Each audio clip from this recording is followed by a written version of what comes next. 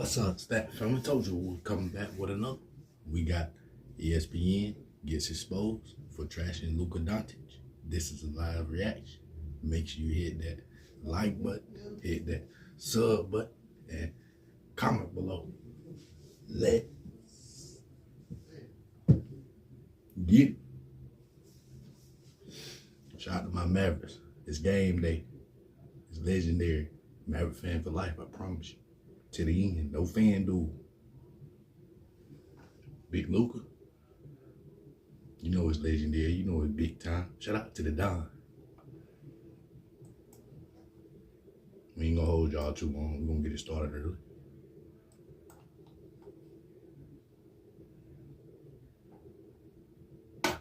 As you guys know, scoring in the 2020s has skyrocketed to an almost comical level, as teams nowadays are putting about 125 points, 130, even 140 on a nightly basis. And looking at the league average, we're at 115.6 points per game, the highest mark since 1968.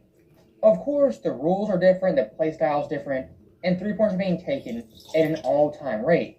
As currently in the NBA, teams on average take 35 per game, the second most ever, only behind the 2022 season. Even the biggest defenders of modern-day basketball, the youngest NBA fans, have to admit on some level, scoring is easier than ever, and defense at this point is a glorified afterthought. Goodness. Now, with that in mind, after LUKA Doncic scored 73 points, I was just kind of extremely puzzled, bewildered of the reaction to that game. As usually, when a player scores 70-plus points, the fourth most points in NBA history, it's overwhelmingly positive. But for a lot of ESPN pundits, out of nowhere, just trashed this game and the current product in 2024. And on one hand, the points they made were valid. But the timing of this critique after Luka's 70-point game, again, was a little bit odd.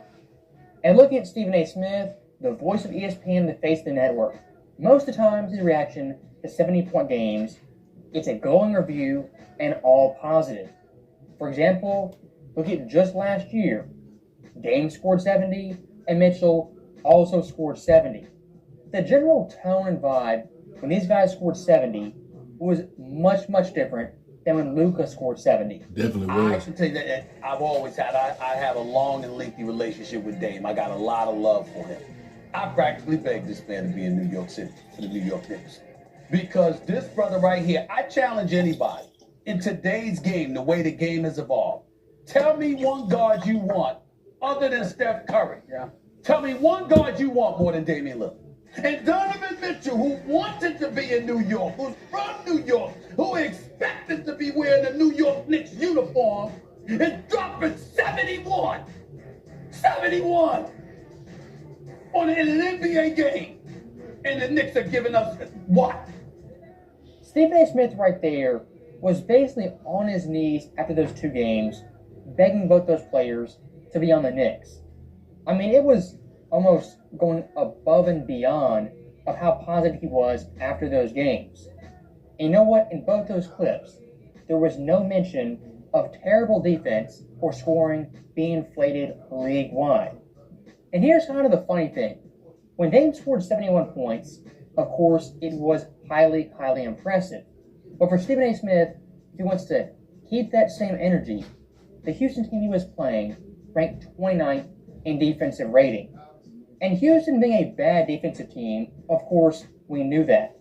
But at that point when Dame scored 71, they were a pitiful 13-47 as a team on the year. And Dame's own Blazers were below 500. And the kind of cherry on top of this game, when Dame scored 71 points, the Blazers were up by double digits the entire fourth quarter. Now, after hearing Stephen A. Smith talk about Dame, talk about Mitchell, them having amazing feats scoring 70, listen to his tone when talking about LUKA Doncic only a year later. No wonder why y'all stink. Did you see how they played defense last night? I mean, this is not This is not Joel Embiid, who played Billy Ball because you know when you have a thin Victor Wembanyama on you. We understand that. We expect that. This is not a situation where Karl Anthony Towns dropped 58 in the first 3 quarters and then disappeared. It was an APB out for him in the 4th quarter and all of this other stuff. But the 58 points he scored in those first 3 quarters, a lot of those points, he was being challenged. This is not that.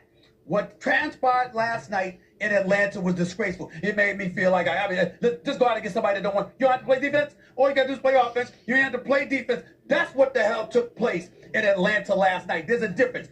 So, stopping it right there, Stephen A. off the bat didn't even hesitate. Called this performance disgraceful and disgusting.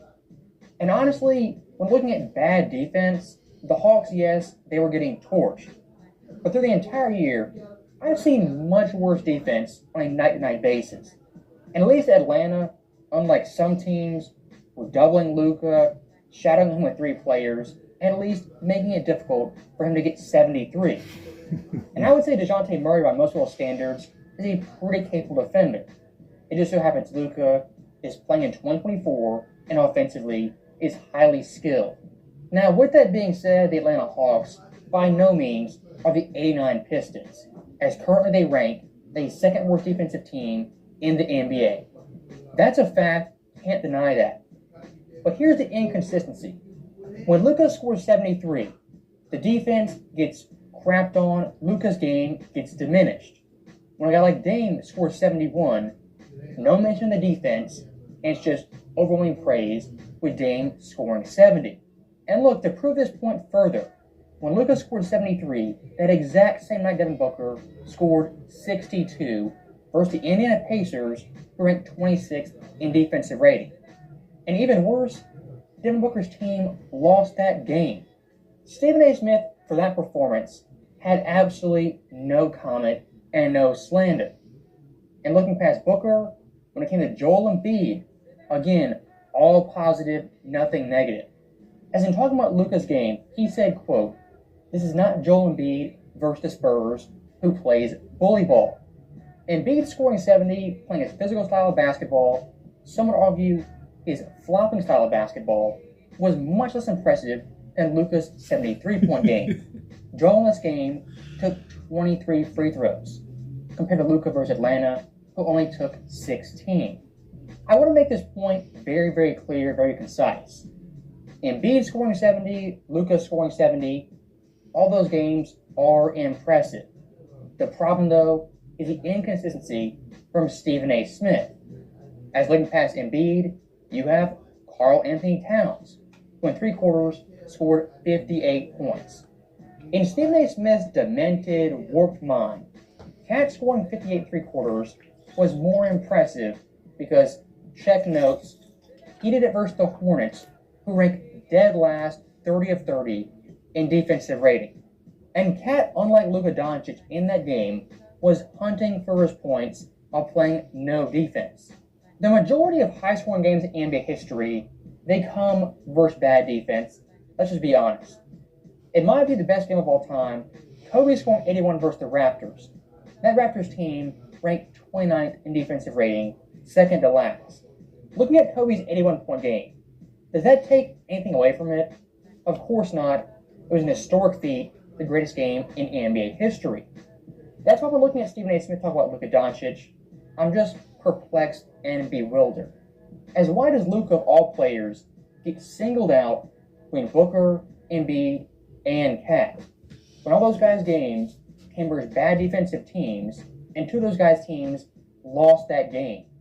And looking at Luka versus the general media, for some reason in 2024, he's been getting shafted routinely. As in January, somehow, didn't win Player of the Month. That award went to Devin Booker. And look, Booker had some pretty darn good stats, averaging 30 points, 6 boards, 4 assists. And Phoenix had an above 500 record. Booker played nice, and that's great on him. But Luka in January was just historically great and dominant. And these stats, yes, these stats are real. 37 points, 10 assists, 9 boards, nearly 2 steals on 48.8% shooting. Those stats are video game-like numbers. As the month of January, LUKA DONCIC had 5 games of 30-plus points, 2 games cracking 40, and of course, the 70-point special. When it comes to Player of the Month, look, in the grand scheme of things, does it matter? No, not really. And I think the person who picks those winners is kind of a panel from NBA.com, and that website, as of late, has been just so off base. As when it comes to MVP, their rankings from month to month, week to week, are just abysmal. And looking at LUKA DONCIC, do you think this guy at the very least would be top 5? Nope, you're wrong. LUKA in their latest list came in at 6th place behind Jason Tatum. Look, a big fan of LUKA, a big fan of Tatum. But Tatum this year, for his own standards stats-wise, hasn't had his best season. LUKA, at the current date and our current month, had the best year of his career, and historically, one of the most dominant offensive seasons in NBA history. I understand Tatum Celtics have a much, much better record. But in terms of individual play, LUKA playing the harder conference, the deeper conference, for him to be out of the top 5 in this list really makes no sense. Now, looking back at the NBA media, is there some grand conspiracy at ESPN to kind of shut LUKA out and not give him credit? Probably not. But looking at Stephen A. Smith specifically, the shift in energy and tone from one 70-point game to the next, this guy at the very least has some ulterior motives. So that is the end of the video. As always, thank you guys for watching. Hope you enjoyed it. I'll see you next time.